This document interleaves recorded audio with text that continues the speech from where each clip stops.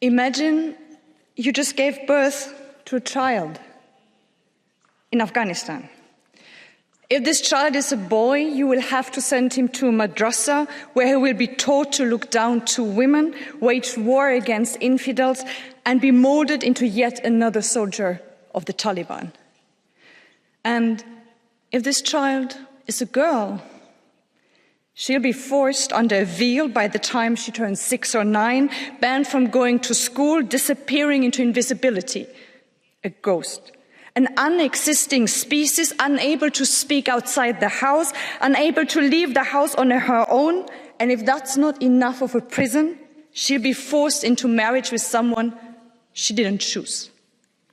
But if you want to give your child a chance at a different future, one that isn't bleak and brutal, well, then you will have to risk everything and illegally find your way to Europe because doors to legal escape have been slammed shut. You will have to walk across mountains, hoping not to be raped. You will have to swim the Mediterranean, hoping not to drown, make it through an exhausting asylum process, only to face so-called Christian political groups threatening to send you back to Afghanistan because for domestic reasons, they prefer to declare the hell of Afghanistan a safe place. Dear colleagues, all those who supported the intervention to Afghanistan should feel at least a minimum amount of responsibility for the disaster Afghans are facing today. We tried, we failed, we turned our back. This is no option. And I know no one has a master plan on what to do, but there are always steps we can take. Strengthen mechanisms that hold perpetrators of human rights violations accountable.